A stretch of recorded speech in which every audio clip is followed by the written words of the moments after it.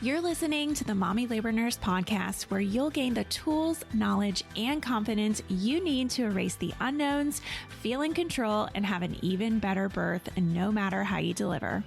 My name is Liesel, mom of two, practicing labor and delivery nurse, and your host. From over 8 years and counting of working at the bedside, I know that knowledge is the key to an even better birth. So tune in each week to learn about all things pregnancy, birth, and postpartum from me, a labor and delivery nurse that's seen it all. And now let's get into this week's episode.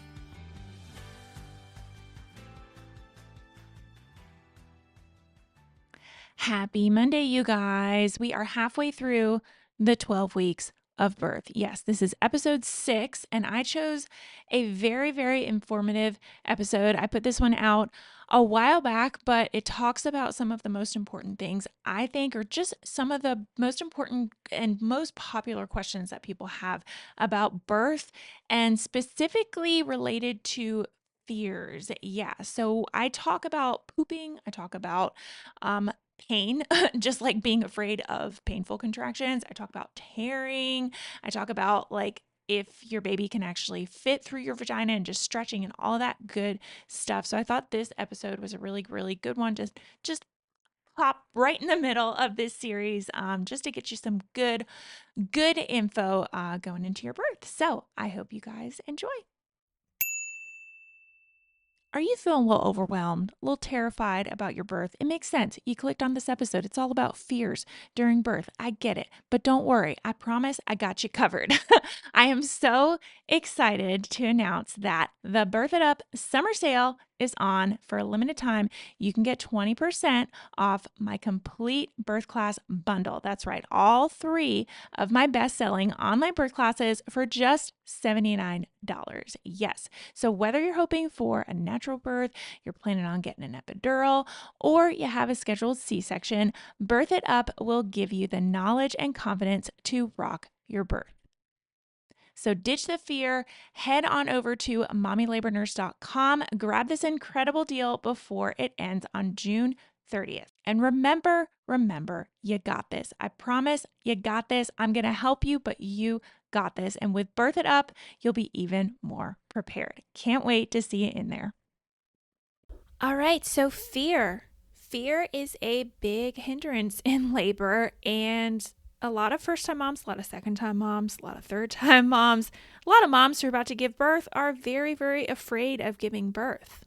One of the main parts of my job as a labor and delivery nurse is answering tons of questions about the delivery process. I not only do this at work, with my own patients, but I answer lots of questions via DM and via email. And this is just a very common theme that I see, that people are afraid. Whether it's baby number 1 or it's baby number 10, I can totally guarantee that you'll probably have at least one question to ask your nurse during your stay at the hospital or birth center. The reality is, really no labor is exactly the same, and no baby is exactly the same. And because of that, a lot of times we're very, very afraid of what's about to happen. I can't tell you how many patients I've had comment that this is so different from the first time, or this is so different from the second time. And just like anything in life, with difference comes a lot of questions. And that's totally okay. I love answering questions. That's one of the main reasons that started my whole brand.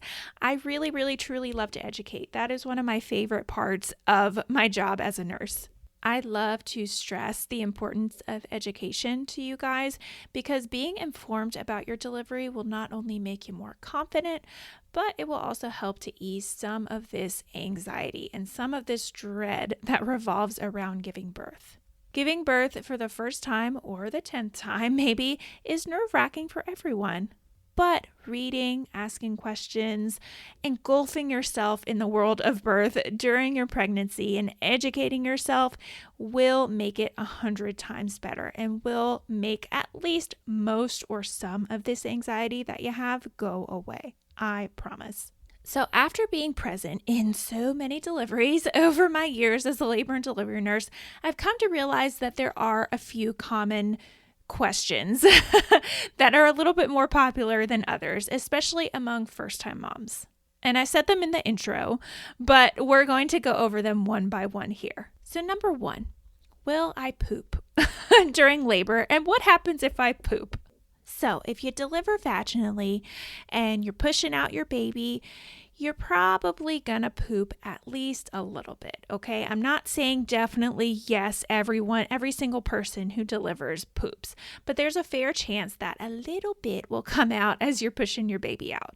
Really, the reality is that pushing a baby out feels extremely similar to pushing poop out. You're using all of the same muscles. Babies also have very big heads that push down on your rectum. So any poop that is hanging out in there is going to come out. It just anatomically makes sense, okay? Your vagina is right next to your rectum, okay? So if there's a big, large baby head in there and it's putting a lot of pressure on your rectum, it's going to feel like you have to poop, or it's going to push whatever poop is in there out. Many women do have diarrhea episodes in early labor, however, and it's quite possible that your body will kind of cleanse itself of any poop that's just kind of chilling up in there. This definitely happened to me. I definitely had some diarrhea before I went into labor and kind of in early labor, but I'm pretty sure I still probably pooped a little bit when I was delivering, but I'm not 100% positive. I was just like not thinking about that. And that brings up another really great point too. In all likelihood, you may not even realize that you poop during push-in if you do. Sometimes I have patients that poop quite a lot, and it can be very obvious to others in the room just with the smell. But I try to do a very good job of just cleaning up the poo just kind of as it comes out to get rid of any smell or, just to get rid of the poop. Also, if you're pooping while you're pushing effectively, or you're probably pushing effectively. So you're going to have a baby soon. And the fact that you just pooped will soon be something that you completely forget, I promise. Once you are holding your baby, which will likely be very soon after you poop, you will forget about the poop, and everybody in the room will forget about the poop. So yeah, that kind of answers the question about poop. Will you poop? Probably, but it's probably going to only be a little bit, and if it's a lot, nobody's really going to care. Question number 2. Okay. What if I tear? How bad will I tear? What's the whole deal with tearing? It's pretty safe to say if you're having your first baby, okay, even if you're having your second or third, or maybe you're VBACing, you'll most likely tear a little bit down there. I have seen some first-time moms who don't tear at all. They don't have any perineal tears, don't have any labial tears, nothing. But the majority of them do tear just a little bit. I think the current statistic is like 80% of first-time moms do tear at least a little bit. If you have an epidural during labor, that's great. We don't usually need to give you any additional medication to stitch you up, down there after you tear. If you've labored without one and you've torn, typically your provider will administer just a local anesthetic. It's typically lidocaine, okay? And she'll administer that, wait for you to numb up for a few minutes, and then repair your tear. And I know tearing your vagina sounds super, super scary. Completely empathize with people who are totally afraid of this because, hello, that's your vagina. Who wants to tear their vagina? That sounds horrifying. And before I scare you with kind of these degrees of tearing, I'm going to go into detail of how we grade them. I want you to know that most commonly, if you do have a tear, okay, it's going to either be a 1st-degree tear or a 2nd-degree tear, okay? The 3rd and the 4th degrees don't happen as frequently, okay? So the 1st degree is the least severe, okay? It's only involving the skin of your perineum. It's kind of like getting a rug burn. That's what I kind of compare it to. A 2nd-degree tear is going to go a little bit deeper, and that's going to just involve the skin, so rug burn, and then the muscles around your perineum. So 1st degree and 2nd degree, those are the most common tears, okay? If you tear, that's probably how you're going to tear. I think the stat is like 93% of people who tear are going to either have a 1st or a 2nd-degree tear. The scary tears, the 3rd degrees and the 4th degrees, 3rd degree is even deeper. into those muscles that surround your perineum and surround your anus, okay? But it's not completely it's not completely tearing through your anus. It's just kind of tearing into the muscles. And then a fourth degree is the most severe, but it's the most rare, okay? And that is the deepest tear, and that completely tears completely through your perineal muscles, your anal muscles, and it leaves, a tiny hole in between. So that sounds horrifying, but again, very, very rare, okay? It definitely does happen. I've seen, a few in my practice, of course, but most of them are, again, going to be those first or second degree tears. If you're first-time moms, most first-time moms will have a second-degree tear, okay? We've seen those are mostly associated with first-time moms. Your provider will do this immediately after you deliver, after you've gotten nice and numb down there, either from the local anesthetic or from your epidural. And the stitches are completely dissolvable, so it's not like you have to go back and get them taken out or anything. I do have a whole post dedicated to preventing tearing and what to know, kind of the ins and outs of tearing. And I'm going to link that in the show notes page for you guys to check out as well, because oftentimes people are just, this is something that you want to just know as much information as you possibly can, because it's really, really scary. So that link is in the show notes page for you guys to check out.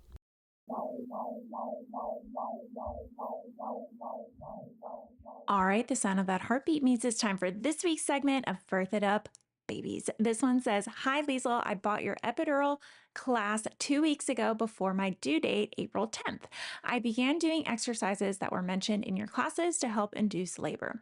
On April 3rd, I gave birth to my first baby and the hospital was impressed. I was in labor for 19 hours and I pushed for less than 20 minutes. In every cervical check, I made progress in dilation, effacement, and fetal station." Go you for using those terms too. I just love when you guys are educated. It warms my heart. She says, "The L&D staff were shocked given this was my first pregnancy. I mentioned to my OB about your class and how it mentally and physically prepares you for labor." Oh, that is awesome. Thank you for mentioning it to your OB too. That really does make a difference. And the more the merrier. Thank you. And if you want to have an even better birth, just like this mama, head on over to mommylabornurse.com/courses to get lifetime access to all 3 of my online birth classes. All right, so number 3 is the fear of having a C-section, okay? First of all, C-sections are not bad, okay? We try to avoid them if possible, okay? But they're not bad. If you have to have a C-section, there's probably a very good reason that you need to have your C-section. But oftentimes this is a fear that people have going into labor, and they, let's say you've been laboring for a really long time, something happens, or baby's not doing super stable during labor. We're going to do our best to try and prepare you for a C-section. And in most cases, in most rooms, these aren't emergency C-sections, okay? It's not like nobody's talking to you at all. You don't even have the hint or clue that you're going to have a C-section, and automatically, bam, we have to go back to the OR. If you need to have a C-section, the word C-section has probably already at least been thrown around in your room. On rarity, of course, we do have emergency situations where women come in very quickly laboring, baby's very unstable, and there's not a whole lot of time, and we don't have a lot of time to really mentally prepare you for a C-section, because we just have to get baby out as quickly as possible because he or she is in distress. In all likelihood, though, if you end up having a C-section because of something during your labor you weren't planning, it's an unplanned C-section, your provider has been talking to you about having a C-section for a while, at least a little while. Your nurse has been talking about, hey, it's kind of looking like maybe this might be an option before you actually have one. And this is regardless of the reason. Failure to progress, maybe you get stuck at a certain centimeter for a long time, baby's heart rate isn't super stable, or you've been pushing for quite a while. Just remember that if you end up having to have a C-section, it is going to be okay. Okay. Generally, if you've chosen a skilled provider and you trust your provider, his or her reasoning to do a C-section on you is because that it's the safest way to get baby out on the outside in your situation. And really the number one thing, honestly, you should take away from this podcast and this little spiel is that I want you to choose your provider wisely, and I want you to trust them. I'm also going to leave another link in the show notes page for you to check out if you're more interested in C-sections and you want to kind of learn the process. I've written a whole article on my blog about the whole process. I've really gone into detail on, how the whole thing goes from start to finish, from my point of view as a nurse. And I think it's really going to ease your mind if you read that. Okay, number 4, how bad does labor actually hurt? So, unfortunately, you guys know this, probably. If you've been a fan of mine for a while, I don't like to sugarcoat stuff, okay? So when I talk about labor and I talk about labor contractions or pushing baby out, this is painful, okay? There's no ifs, ands, or buts to kind of go around it. If you get an epidural and you have a good working epidural, it's going to make the process a lot less painful, but it's probably still going to be one of the most painful experiences you go through. But it's for a good reason, okay? You're having your baby. But of course, pain, just like anything, any sort of pain that you have in your body is scary. Pain is really, really scary. That's a super, super common fear that people have, that, oh my gosh, I'm scared that it's just going to hurt so bad and I'm not going to know what to do. Personally, I think it is hard to describe exactly how labor is going to go, okay? Because everybody kind of experiences labor a little bit differently, and you won't really know what a true labor contraction feels like until you have them. But personally, I thought early labor was a lot like having really bad menstrual cramps, okay? And then as labor progressed and I got more and more dilated, it felt more like knives in my back and in my stomach. And eventually it was just kind of so bad that we have amnesia. We have a birth amnesia for a reason. It's just really, really bad that you just kind of forget about it and you kind of block it out. But I don't want that to scare you, and I don't want you to get too nervous. It's horrible. It's horrible pain, okay, but it's doable. We've been giving birth for thousands of years, millions of years, I don't know, a long time, okay? And it's definitely not impossible, okay? You will get through it. It's going to be hard, but having lots of support and lots of positive energy in your room is going to make it a lot easier. For me personally, I didn't get an epidural during my labor, and I thought it was so much of a mental game. Labor is truly one of the biggest mental games that you'll go through in your entire life. And I love to give this little tip, especially in my birth courses. But if you have the ability to kind of clear your mind during labor, use this to your advantage, because your mind can sometimes be your worst enemy in labor. At least it was for me and for many of my patients. You just kind of have all these thoughts circling about XYZ. So if you're having negative thoughts, really try and focus on clearing your mind, clearing your thoughts, and just focus on labor. Clearing your mind and other types of mental tricks are really what I like to teach so heavily in especially my natural course, but I talk about them in my epidural course as well. And before we get into that next question, I just wanted to take a quick pause just to remind you guys that we are currently having our summer sale. Yeah, you can save 20% on all 3 of my online birth classes. Just use the code MLN20 at checkout to take advantage of this incredible deal. It's on till June 30th, so you have about a week if you're listening to this episode on Monday when it first came out. I don't do sales very often, so that's why I wanted to just make sure that you guys knew that you could save some money if you were interested in enrolling. Again, the discount code is MLN20. You can just go to the homepage, mommylabornurse.com. It's right there. And yeah, I hope to see you in there. So next fear is, what if it's too late to get my epidural? So yes, unfortunately, this happens quite a lot, okay? You can't be married to your epidural when you come in, because sometimes you just go a little too fast to get one. Fortunately, it does happen more often to women having their second or third or fourth or fifth time babies, but it does happen to first-time moms as well.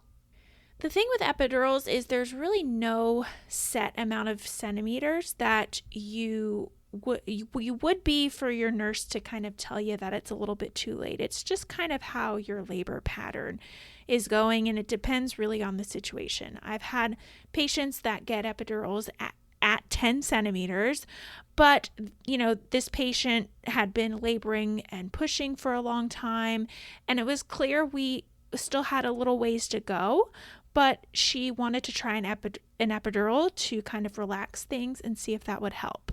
And guess what? It did. But on the contrary, I've also not been able to get women epidurals at 7 centimeters or 5 centimeters because she was just 2 centimeters 5 minutes ago. And she's not sitting still. She's like literally about to have a baby, and she's just going really, really fast. So if this event happens to you, the best thing for you to do in that moment is to just accept the pain, okay? And trust your nurse, trust your care team. Luckily, if it's really truly too late to get an epidural, you don't have to deal with this pain for too much time until you meet your little baby, okay? I'm talking less than an hour usually, even usually much less than this, and you'll be done, okay? It's gonna suck in the moment, okay? Especially if you had your heart set on your epidural, but sometimes babies make their own plans and they just like to catapult into the world. All right, so this last question is, how does a baby actually fit through my vagina?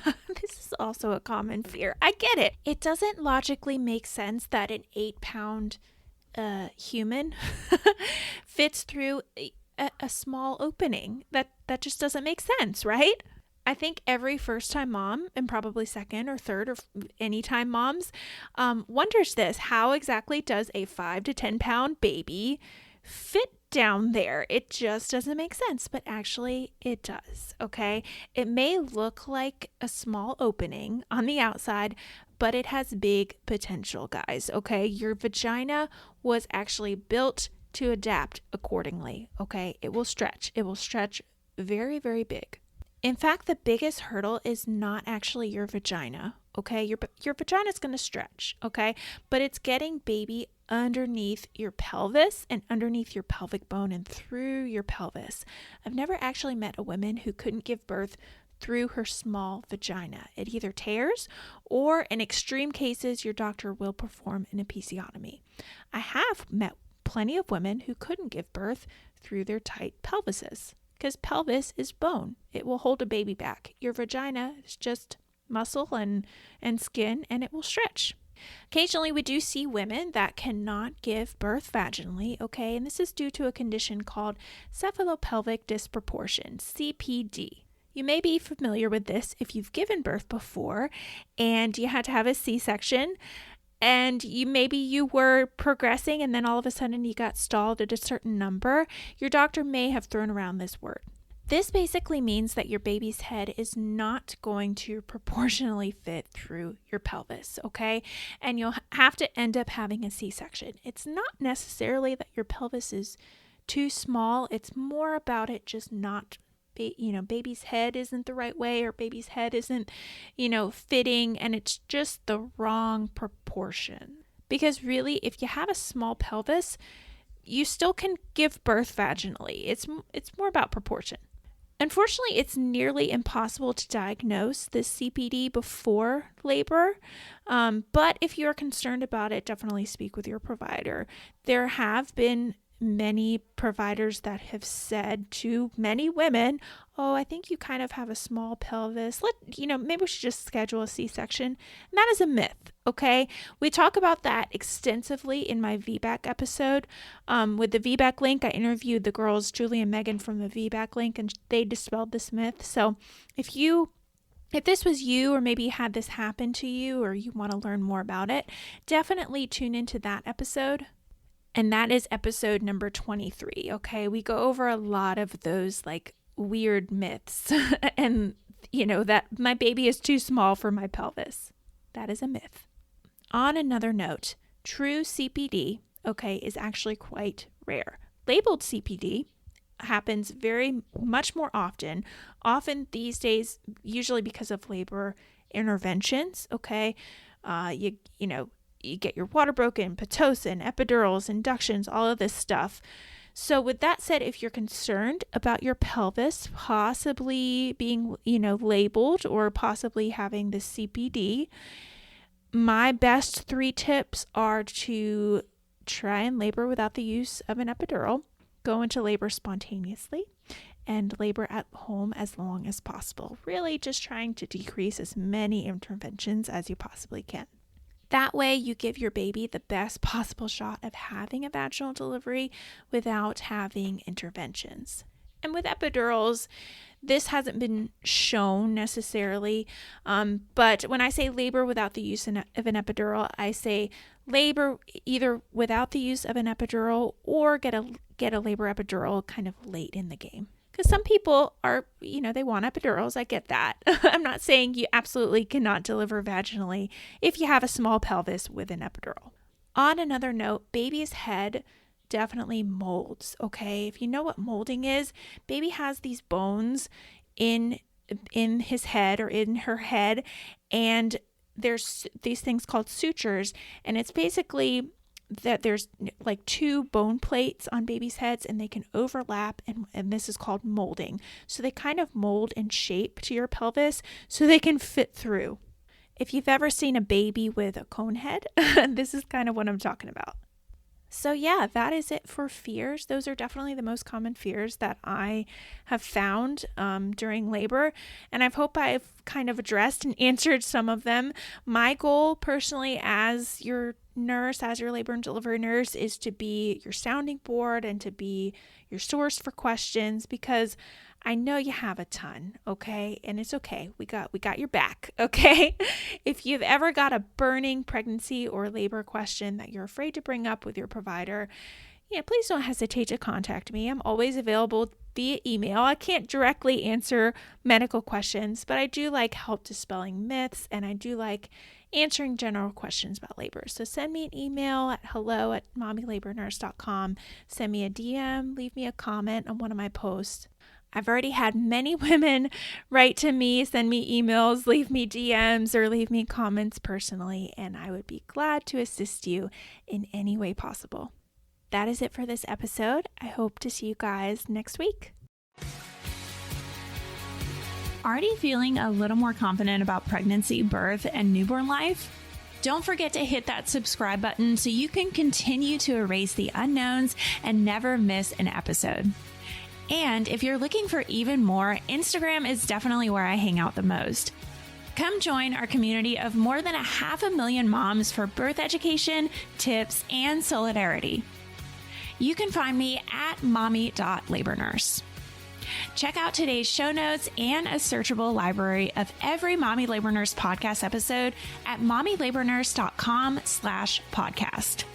And while you're there, be sure to head to the blog to learn about our online birth classes too.